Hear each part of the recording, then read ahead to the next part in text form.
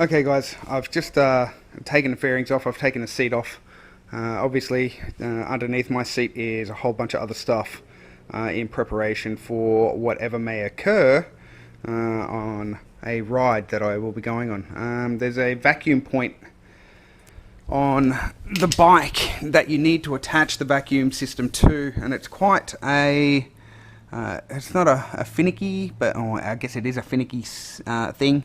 It's a little bit tiny, it's a little bit small, and it possibly could be a pain in the butt to play with. So I'll try and get it in there. Right, so this thing here, if you can see where the end of that white hose is, so there's a little vacuum cover, or there's a grommet basically. It sits over the end of the vacuum port on the back of the cylinder itself. So that thing that the torch is shining onto right now, that is what we attach the vacuum point to. Okay, so this is the thing that we attach onto that. So that comes in the kit. Now how you do that, I guess, is up to you. There is another point on the system, and that's up underneath this cylinder on this side. For some people that may be easier, for others it may be harder. I'm choosing the one that I pointed out already, simply because it gives me, I guess, better access without having to take off my crash bars. So to do that, what we need to do is we get a pair of pliers, a pair of long nose pliers, and just remove that little grommet. Okay, so just after removing the little grommet, just so you can see what it looks like. This is the thing that you are looking for. So it'll be sticking out, looking like that on your bike. So just use a pair of long nose pliers and work that off, and you will see that this end needs to get pushed onto that little vacuum cylinder, well, not vacuum cylinder, but the little outlet that creates the vacuum. Alright, see how that goes. Okay guys, so as you can see, that's on there. That wasn't really hard to get on there at all. You basically have to push it on as far as it will go onto that little point, and it goes on not too hard at all. I'm going to have the oiler roughly mounted about here, but I don't know yet. I still haven't decided 100% on where it needs to be. Whatever you need to do when you mount it, it needs to be kind of as vertical as it possibly can be. Obviously underneath my seat is completely full, so that's a no-go. A lot of people have mounted them here, as I've seen in a lot of photos, but I don't know yet. Some people have actually mounted them on the inside under here, but I don't like that idea, because if there's any travel with that swing arm, there's a possibility that the cylinder itself can get crushed, and I don't want to take that risk. I don't know if it will, but I don't want to take that risk. So I will decide where I'm going to mount it, and then continue on. Okay guys, what I've noticed is that well, I was being a bit of an idiot. This cylinder itself actually moves around inside the bracket, so it kind of makes it a little bit easier to mount. You can move it around however you need to. So I'm going to decide with going here. However, we have a plate here that the rear set holds onto, and I don't want to put a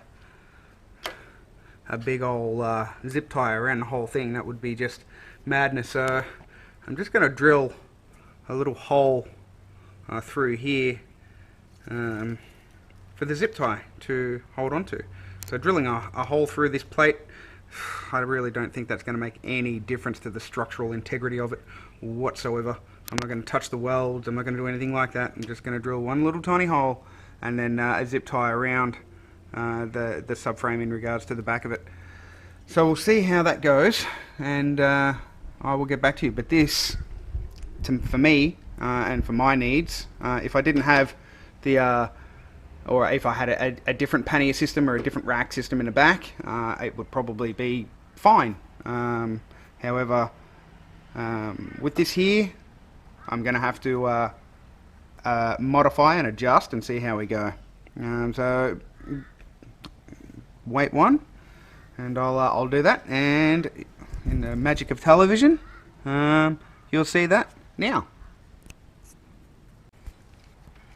So there we are, tiny little hole.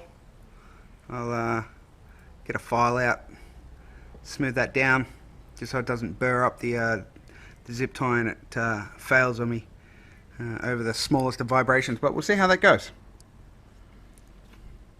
Okay, so here we are, we've got it mounted, well, the tube, the reservoir is mounted, the vacuum hose is connected, so I've just got to connect that up. All I'm going to do is just run that through and pop that out down here. If you can see just down here, there's a little hole, that'll just pop in to the reservoir thing here. There's easy access for the filler tube attachment and the breather hose, which will be attached onto that, and we'll see it all connected up very soon. Okay, the next thing I've done is I've attached this bracket. You get two of these looking things. I've got the smaller one because it fits onto my bike better, and I've just screwed it into position with the bolt that is supplied, and I've just bent it into an angle where, using the dispenser hose, it gets close proximity of the sprocket. So I'm just about to zip tie that into place and move it around, make some final adjustments on it just to make sure that it's seated in the right position, and we'll see how we go from there. Okay, so I've just zip tied this into place. It's not quite touching, but it is like super close. At the moment it doesn't seem like it's going to be too much of an issue. It's zip tied into place. I'll just file that down just to make it a little bit smoother, and then all I've got to do is just route this piping into position up to about here. So we'll see how that goes. We'll decide which route we're going to take, and then we'll give it a go. Yeah, it'll be fine. We'll work it out. Okay, something else that does come into or it comes with the kit is it's like a little degreasing rag or a cloth, a cleaner, isopropyl alcohol, just to degrease all your swing arm and everything else.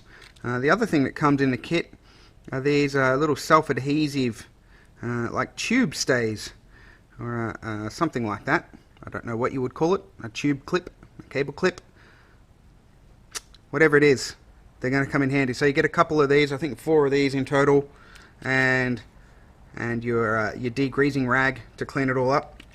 So I'm going to go along the bottom, then come back up, attach onto the subframe, and then go into the reservoir here. So it'll come around underneath and down onto the sprocket that way. I'll get back to you when that is completed. Hey guys, before I continue on, I've just seen something that I've screwed up. I've put a cable tie on here, so a zip tie onto this thing, and having a look through the kit again, I've seen like a hose clamp, which is strangely enough ideal for this application. So I'm going to take the cable tie off and use the thing that is probably recommended by the dudes, as opposed to a shitty old plastic cable tie. I use a steel hose clamp. Okay, so the vacuum hose coming from here goes in through here, up around, down and around, pops out just down here, and it's connected up to the reservoir now. The breather hose is connected up underneath the fairing. It's just not doing anything at this stage anyway. The applicator hose, or the drip hose I guess, is up, around, and attached into the reservoir itself. The reservoir is attached.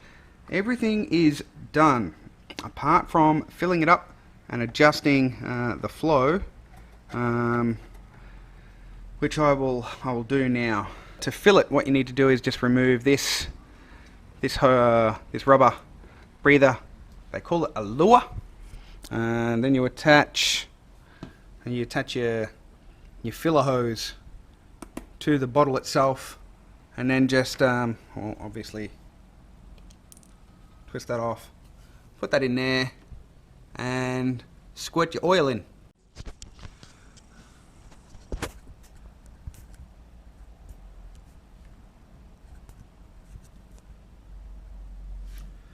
Okay, so this is just going into the top and squeezing down.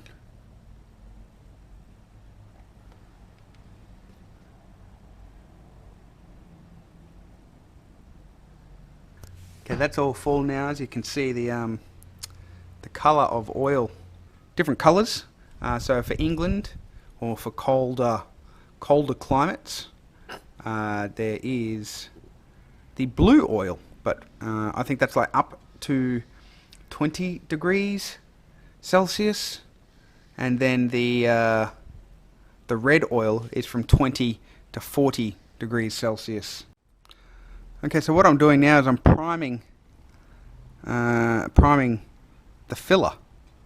I've got the drip, or the valve thingy, turned around to prime, and I'm just squeezing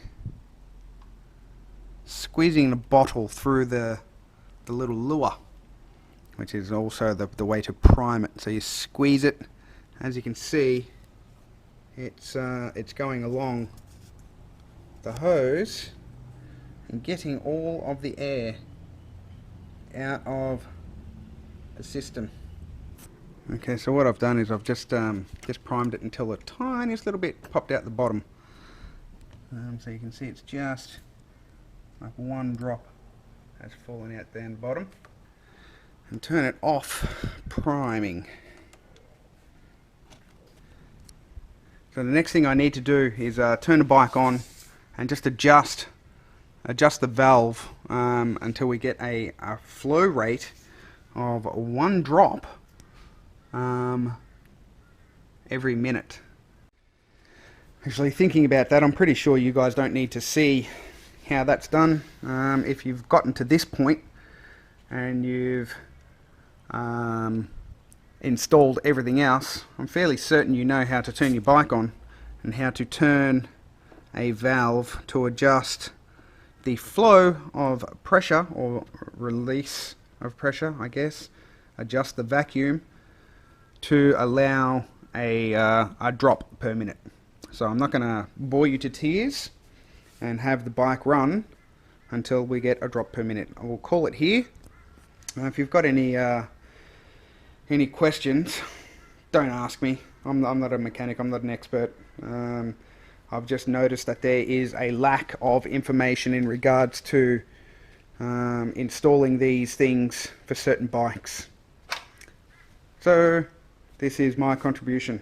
If you've got any big questions, hit up the support team for Scottoiler. They've got a website, they've got emails, they've got telephone numbers, all that sort of stuff. Speak to them. They are the experts, not me. I'm just the average guy doing an average thing, putting a system on his bike. That's all. Alright guys, thanks a lot. I hope you enjoyed.